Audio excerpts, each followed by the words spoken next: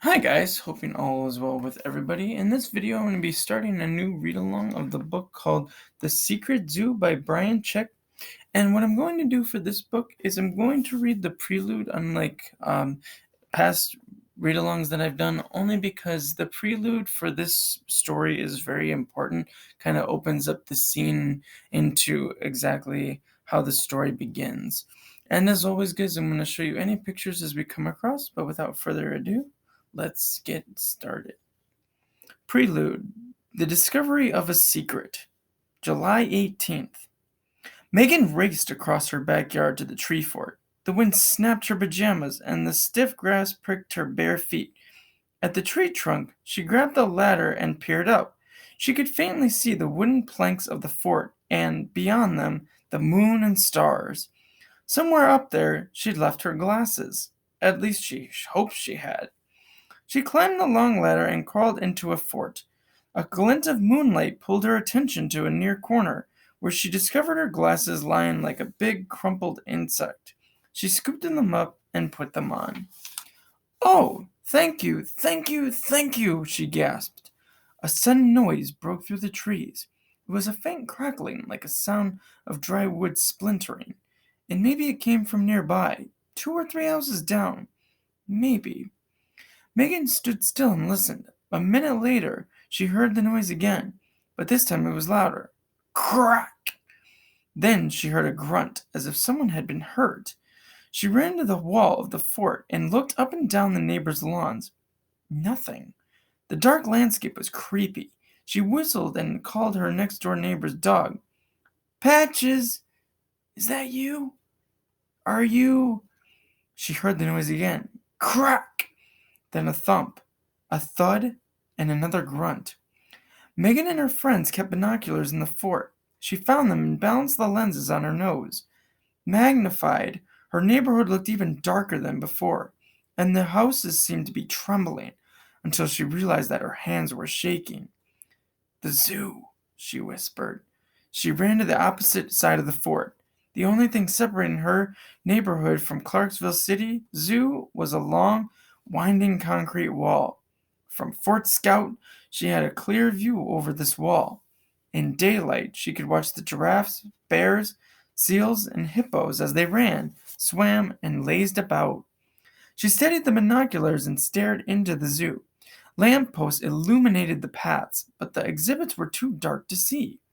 She heard the crushing sound again and realized that it wasn't coming from the zoo. She dashed back to the opposite window and scanned the neighbors' yards once more. Nothing. Nothing but grassy lawns, trees, and rooftops. The grunting echoed between the houses. Megan pushed up the binoculars so suddenly that they clinked against her glasses. Now she was more than creeped out. She was downright scared. "Come on, Meg," she said. "Nothing's out there. Quit freaking yourself." She gasped. Something was there. Some kind of creature was walking on a gable rooftop, 3 houses down. "What is that?" she whispered. She focused the binoculars and discovered 5 creatures creeping across the roof. A sixth was climbing the branches of the oak tree beside the house, making the limbs break. That wasn't the sound she heard. Branches breaking. Suddenly, the creatures leaped from the shaking tree, flew through the air, and landed on the house with the others. It stomped up the roof peak and bounded onto the chimney. The other 5 creatures were small and hunched over. Their long arms dangled at their sides, and as they walked, their shoulders rocked like a seesaw. Megan continued to watch them until she realized what they were. Monkeys. It seemed impossible. Monkeys had escaped the zoo and were climbing over a house in her neighborhood. One monkey leaped over from the edge of the rooftop. Megan had a clear view of its silhouette in front of the moon. Its feet hit the gutter of the adjacent rooftop with a clang, and the other monkeys followed, effortlessly jumping the distance between the houses. "No," she said as it stared in belief. "Nuh-uh." The monkeys jumped to the next house, and the next, and then disappeared into the shadows. Silence and stillness descended over the neighborhood. "Noah?" Megan hurried down the ladder and rushed into the house. Her older brother would know what to do. She flung open his bedroom door, startling him out of his sleep. "What?" Noah gasped. His hair stood out in all directions, reminding Megan of sun rays in a cartoon. "Noah, outside!" she blurted out. "Quick!" "What?" "Now!" She ran back through the house. Noah chased her outside. They dashed across the yard and climbed up to Fort Scout. "What are you?" Megan snatched the binoculars and shoved them at her brother. "Here." "Here what?" "Look through them." She pointed towards the rooftops. "Over there. I saw monkeys." "Megan, I saw monkeys on the rooftops." Her older brother looked at her up and down. "You're nuts. Just see for yourself." Noah peered through the binoculars. He searched the landscape for more than a minute without saying a word. Then he handed the binoculars back to his sister and said, "Yep, you're nuts."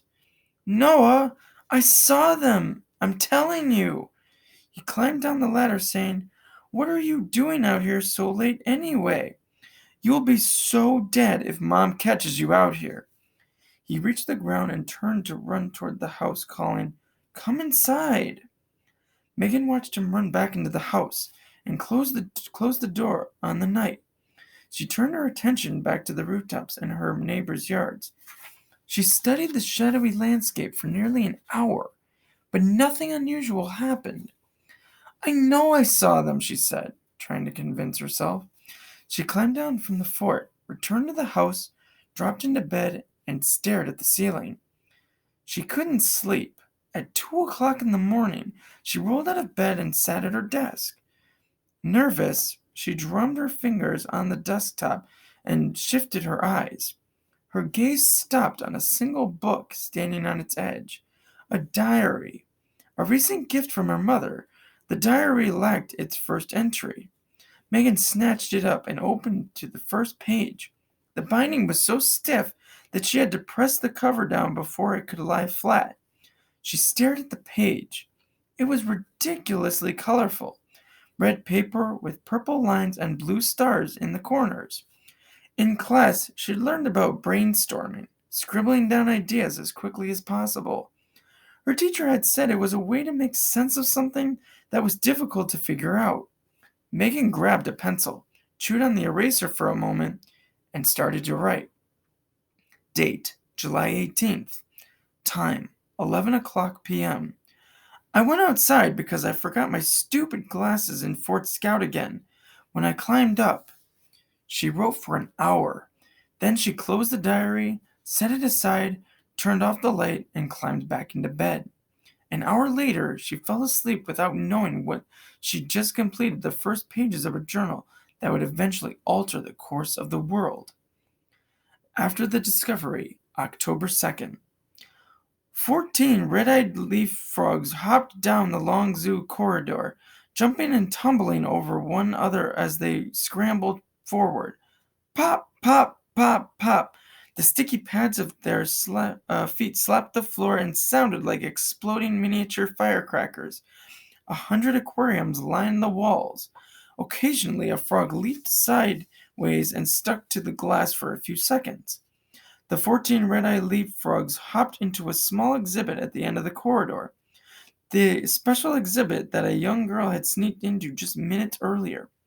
They found exactly what they heard and feared.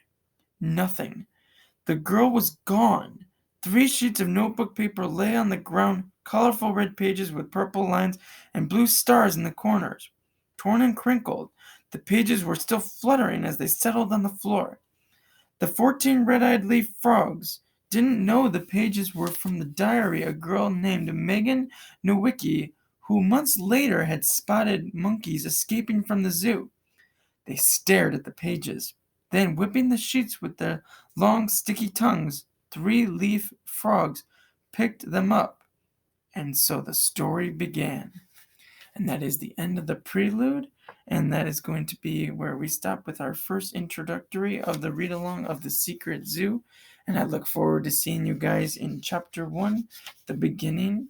And I hope you guys take good care of yourselves, and I hope to see you soon. Thank you so much for watching.